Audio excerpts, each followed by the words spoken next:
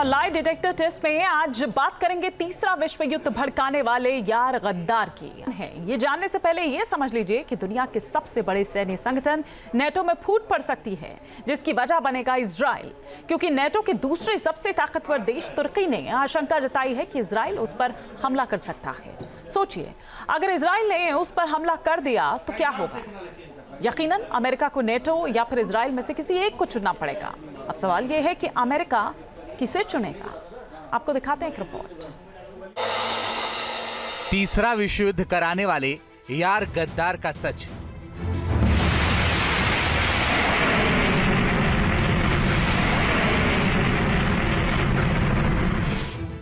क्या किसी ने सोचा है कि नेटो में बगावत हो जाएगी? क्या किसी ने सोचा है कि नेटो का एक देश गद्दारी कर देगा? और क्या किसी ने यह सोचा कि नेटो का यह देश तीसरे विश्व युद्ध का सायरन बजा देगा?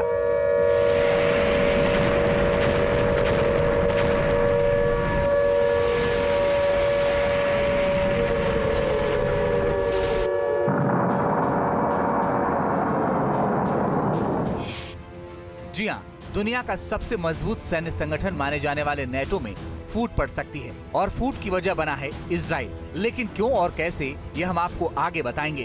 पहले नेटो के उस यार गद्दार का नाम सुन लीजिए, जिसने 32 देशों के इस संगठन की नींव हिला दी है। इस देश का नाम है तुर्की। खुद को इस्लामिक मुल्कों के खलीफा की तरह पेश करने वाले तुर्की नेटो का बहुत बड़ा विलन बन गया है, और अगर इसे रोका नहीं गया तो ये तीसरे विश्व युद्ध की वजह भी बन सकता है, क्योंकि मिडिल ईस्ट में लड़े जा रहे युद्ध के बीच तुर्की के रक्षा मंत्री यासर गुलेर ने बड़ा उकसाने वाला बयान दिया है। एक इंटरव्यू के दौरान उन्होंने कहा कि इजराइल तुर्की पर हमला कर सकता है, जिससे तीसरा विश्व युद्ध छिड़ जाएगा। अब सवाल यह कि टर्किश डिफेंस मिनिस्टर ने ऐसा क्यों कहा? क्या वाकई तुर्की को इजराइल हमले का कोई इनपुट है? और सवाल ये भी है कि अगर तुर्की इजराइल के खिलाफ कोई एक्शन लेता है तो क्या नेटो में फूट पड़ जाएगी, क्योंकि नेटो का सबसे अहम सदस्य अमेरिका इजराइल के साथ है। तीसरे विश्व युद्ध का सायरन बजा रहे इन तमाम सवालों का जवाब दें, उससे पहले आपको यासर गुलेर का पूरा बयान सुनाते हैं।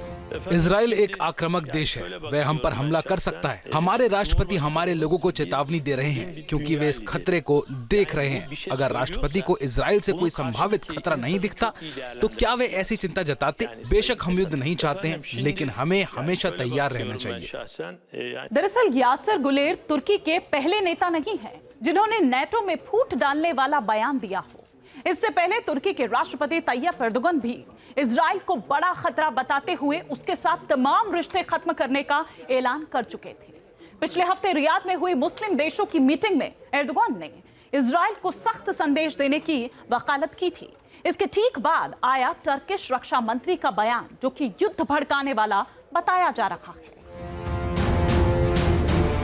जानकारों की माने तो टर्किश नेताओं की निगाहें भले ही इजराइल पर हों, मगर वो निशाना कहीं और लगाने की कोशिश कर रहे हैं। असल में इजराइल का नाम लेकर तुर्की अमेरिका पर दबाव बनाने की कोशिश कर रहा है, क्योंकि तुर्की बेशक नेटो का अहम सदस्य है, मगर अपनी महत्वाकांक्षा के चलते वो नेटो से अलग राग अलापता है।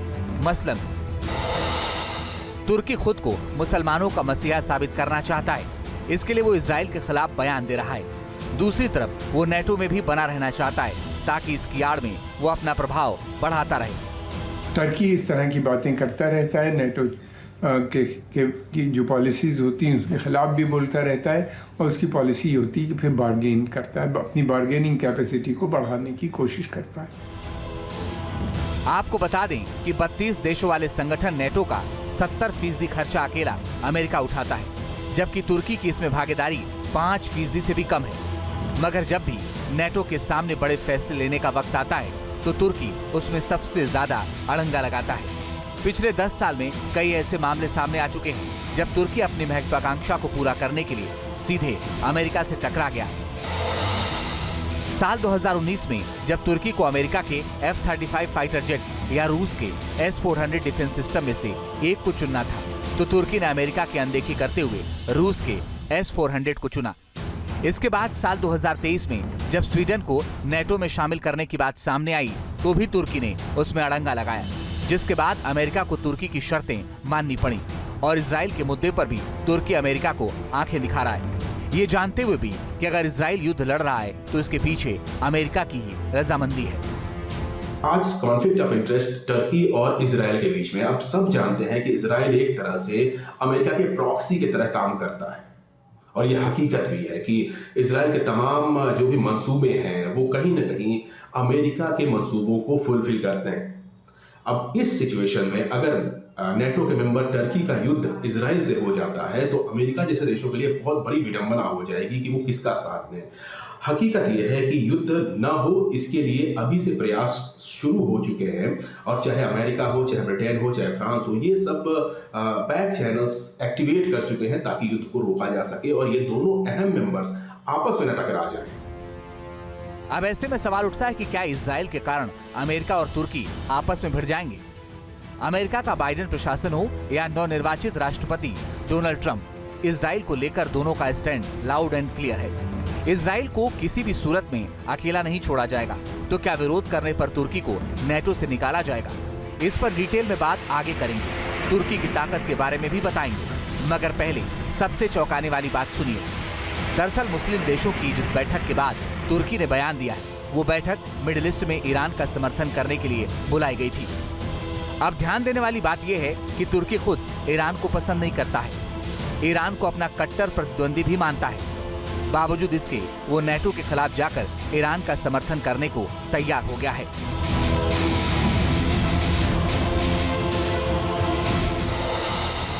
अब एक सवाल आपके जहन में ये भी उठ रहा होगा कि ईरान से तुर्की की दुश्मनी क्या है, तो इसे भी ठीक से समझ लीजिए।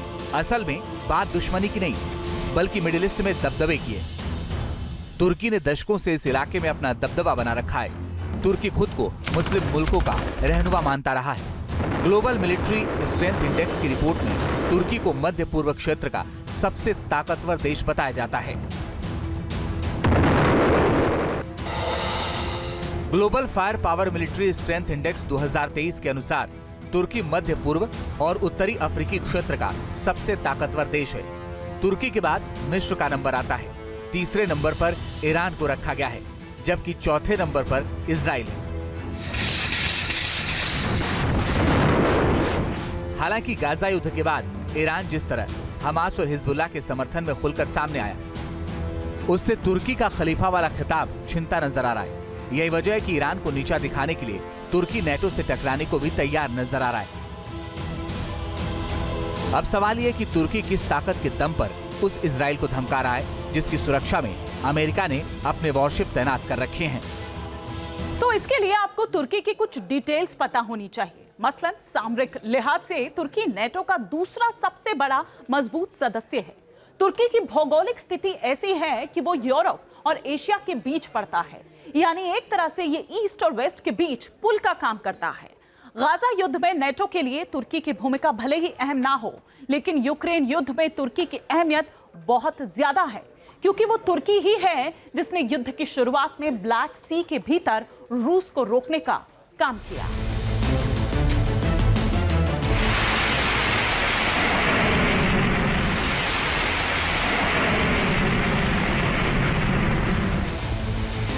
दरअसल 1936 के मॉन्ट्रो कन्वेंशन के तहत तुर्की को यह अधिकार मिलता है कि वो जंग के हालात में डार्डानेल्स और बोस्पोरस से गुजरने वाले युद्धपोतों की एंट्री पर रोक लगा सकता है।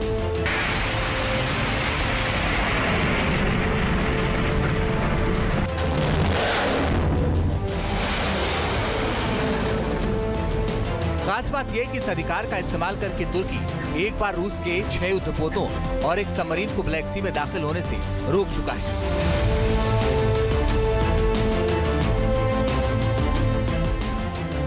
यानी नेटो के लिए तुर्की की अहमियत बहुत ज्यादा है। इसके अलावा तुर्की को दुनिया की सबसे बड़ी ड्रोन पावर भी माना जाता है।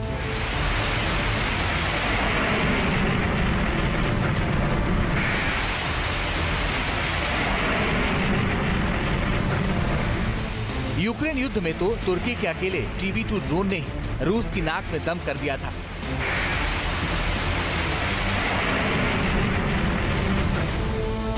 यूक्रेन ने तुर्की के TB2 ड्रोन से ऐसे घातक हमले किए थे कि पूर्वी यूक्रेन रशियन टैंकों की कब्रगाह बन गया था।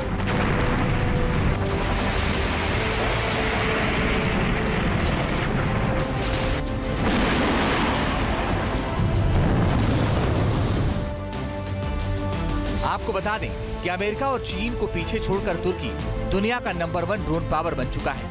पूरी दुनिया में हमलावर ड्रोन्स की जितनी भी बिक्री हो रही है उसमें से 65% ड्रोन तुर्की सप्लाई करता है, जबकि सिर्फ 26% ड्रोन्स की आपूर्ति करता है। अमेरिका का ड्रोन बाजार घटकर सिर्फ 8% रह गया है।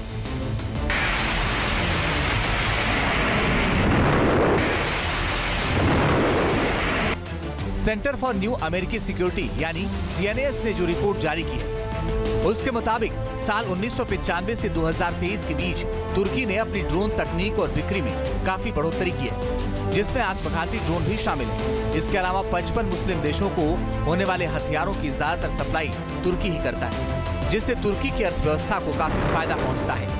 बता दें कि मिडिल ईस्ट में अपनी ताकत बढ़ाने के लिए तुर्की लगातार अपने रक्षा बजट को बढ़ा रहा है, जो अभी $47 बिलियन तक पहुंच गया है।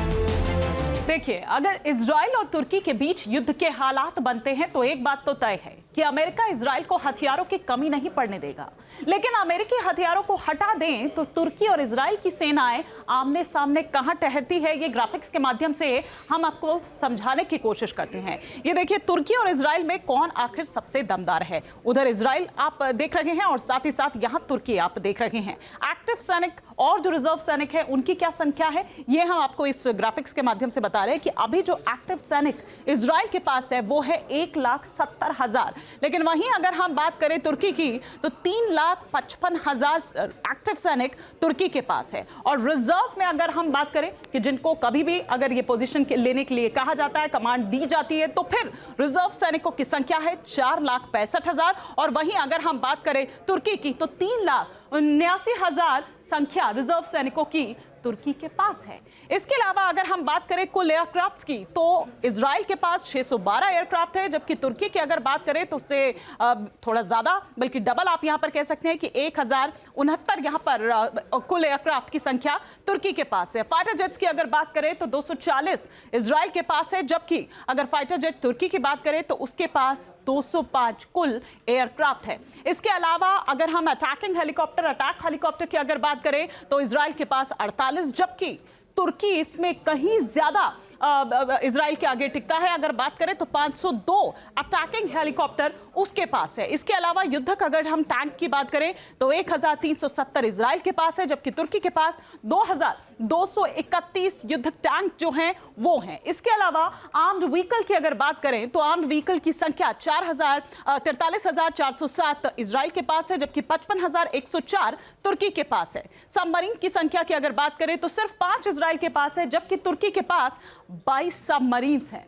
तो ये ताकत का जिक्र हम यहां पर कर रहे हैं। डिस्ट्रॉयर ना तो इजराइल के पास है ना ही तुर्की के पास है। फ्रिगेट की भी अगर हम बात करें तो फ्रिगेट भी ना ही इजराइल के पास है और ना ही तुर्की के पास। लेकिन न्यूक्लियर हथियारों की अगर हम बात करें तो इस पर 80 इजराइल के पास है, जबकि तुर्की यहां पर कमजोर पड़ता नजर आता है इजराइल के मुकाबले। अब सवाल ये कि क्या अमेरिका या नेटो के दूसरे देश तुर्की जैसे ताकतवर देश की अनदेखी करते हुए उसे नेटो से बाहर कर सकते हैं?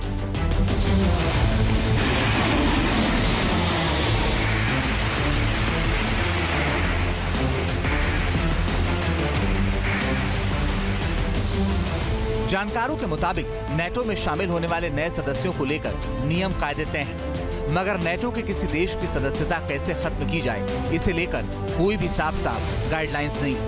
हालांकि कुछ नियम जरूर बने हैं जिसका इस्तेमाल करके देश को अलग थलग किया जा सकता है। मसलन अगर कोई देश नेटो के बाकी सदस्यों से अलग राय रखता है और बार बार अपने वीटो का इस्तेमाल कर रहा हो, जिससे नेटो का मुख्य उद्देश्य और इसकी संरचना प्रभावित हो रही हो, तो बाकी सदस्य अहम मुद्दों पर होने वाली बैठकों में इसे इनवाइट न करके अपना दबाव बना सकते हैं। हालांकि इजराइल के मामले में अगर तुर्की अमेरिका को आंख दिखाने की कोशिश करता है तो डोनाल्ड ट्रंप नेटो से अलग हट सकते हैं, जिसके बाद नेटो कमजोर पड़ जाएगा और इसका ज्यादा वजूद नहीं रह जाएगा। Team news nation. News nation अब व्हाट्सएप पर खबरों की ताजा अपडेट के लिए न्यूज नेशन के इस क्यूआर कोड को स्कैन करें